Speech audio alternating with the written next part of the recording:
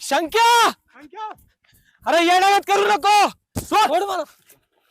शंक्या, तुझ्या ज्ञानात माती गेली की काय असा उचापत्ता करायला? शंकर्या, तुला मरायचंच असेल ना तर सगळ्यांना घेऊन मर.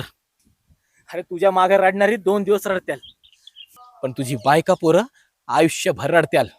काय करू जागून मग? असल्या आयुष्याला टिकवल्यापेक्षा नाही जागलेलं बरं मला. मेंग्या डोक्याच्या तू मर चिडर, पण त्या बारक्या पोरांना आयुष्यभर बिन बापाचं राहावं लागणार. कोणाला विचारून करतो रे तू हे सगळं? झालं ते काय कमी आहे का? अरे पण शंका, एवढं काय झालं की तू डायरेक्ट जीव द्यायला निघालास? एक गोष्ट लक्षात ठेव, जर मरायचंच असेल ना तर त्याच्या आधी असं काहीतरी करून मरायचं की 4 लोकांनी नाव काढलं पाहिजे, नाव ठेवलं नाही पाहिजे. काय करू मग मी? कर्ज काय कमी व्हायचं नाव घ्यायना, नुसतं व्याजच वाढत चाललंय.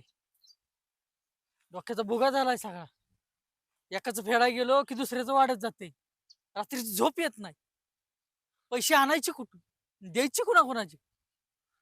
अरे पैशाचं टेन्शन तुलाच असतं का? आणि तुला काय वाटतं तू मेल्यावर ते व्याजावाले पैसे सोडून देत्याल? तुला कावळा शिवाच्या आत ते व्याजावाले तो दारात उभे राहत्याल आणि तो बायका पोराला आयुष्यभर चालत्याल. हे केल्यानं काही होत नाही. शंकर्या, शंकर्या, फक्त माझ्या प्रश्नाचं एक उत्तर दे. काय चूक होते रे त्या माऊलीची जिने तुझ्या सोबत लग्न केलं? आणि काय चूक आहे त्या पोरांची जिने तुझ्या घरात जन्म घेतला म्हणून तू असं करायला निघाला? शंकर, मरून काय होणार आहे रे? मेल्यावर सगळं नीट होईल असं तुला वाटतं, पण तुझ्या भरोश्यावर बसलेल्या घरी तुझ्या बायका पोरांना नाही. विचार कर. तुझ्या पोराला वाटत असेल की माझा बाबा संध्याकाळी येताना खाऊ घेऊन येईल. तुझी बायको विचार करत असेल की माझा नवरा दिवसभर रानात राबून राबून घरी येणार आहे, तो आल्यावरच मी जेवणार. आणि अशात जर तू घरीच गेला नाही तर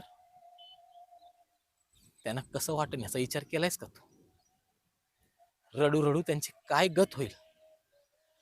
अरे जिवंत असताना सुद्धा मेल्यागत होईल रे त्यांचं आयुष्य. आणि बाप नसल्यावर काय होतं ना, हे त्यालाच विचार ज्याला बाप नाही. शंकरया, तुझी पोरं अजून लहान आहेत आणि तरी बी तू असं टोकाचं पाऊल उचलायला निघालास. मला सांग, कर्ज कुणावर नसतं, प्रत्येकावर कर्ज आहे हे लक्षात ठेव. याचा अर्थ असा नाही की प्रत्येकाने जाऊन आत्महत्या करावी.